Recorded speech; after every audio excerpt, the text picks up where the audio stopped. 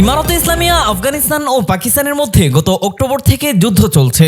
এ সংঘাতে এখন পর্যন্ত বহু আফগান বেসামরিক নাগরিক ও পাক সেনা নিহত হয়েছে। ইসলামাবাদ অভিযোগ করেছে সীমান্ত পারের হামলায় জড়িত জঙ্গিদের কাবুল আশ্রয় দিচ্ছে। তবে আফগান কর্তৃপক্ষ এই অভিযোগ অস্বীকার করে বলেছে সন্ত্রাসবাদ পাকিস্তানের অভ্যন্তরীণ বিষয়। দুই দেশের মধ্যে সবচেয়ে গুরুতর উত্তেজনা বন্ধ করতে চেষ্টা করে যাচ্ছে চীন।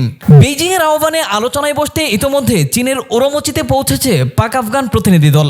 শুক্রবার এক ব্রিফিংয়ে চীনের পররাষ্ট্র মন্ত্রণালয়ের মুখপাত্র মাওনিং বলেন, উভয় পক্ষই বেইজিংয়ের মধ্যস্থতাকে স্বাগত জানিয়েছে এবং সংলাপ পুনরায় শুরু করতে আগ্রহী।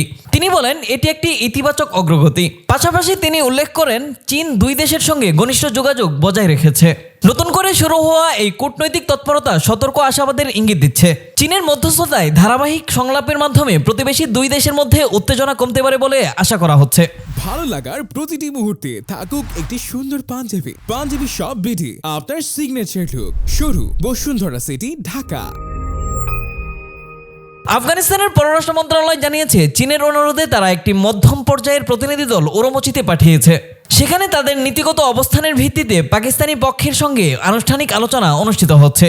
আফগান পররাষ্ট্র মন্ত্রণালয়ের মুখপাত্র আব্দুল কাহার বালখি বলেন, ইমারতে ইসলামিয়া একটি ভারসাম্যপূর্ণ ও নীতিনিষ্ঠ দৃষ্টিভঙ্গি নিয়ে এসব বৈঠকে অংশ নিচ্ছে। আমরা সুপ্রতিবেশী সম্পর্ক, বাণিজ্যিক সম্পর্ক জোরদার করা এবং নিরাপত্তা বিষয়গুলোর কার্যকর ব্যবস্থাপনা নিয়ে অপরপক্ষের সঙ্গে বিস্তৃত ও দায়িত্বশীল আলোচনা করতে চাই।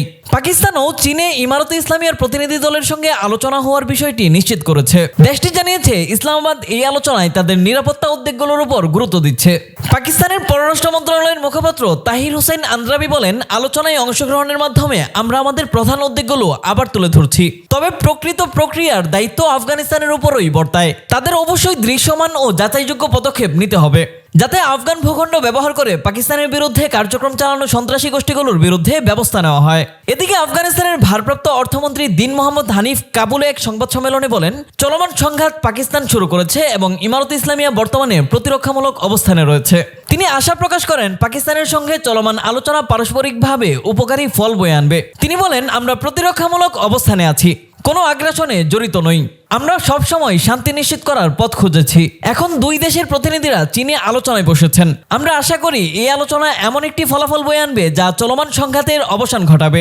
একই সময়ে নির্ভরযোগ্য সূত্র জানিয়েছে, পাক আফগান প্রতিনিধি দলের মধ্যে ওরমচিতে ইতোমধ্যেই আলোচনা শুরু হয়েছে। তবে এখন পর্যন্ত এর ফলাফল সম্পর্কে কোনো বিস্তারিত তথ্য প্রকাশ করা হয়নি।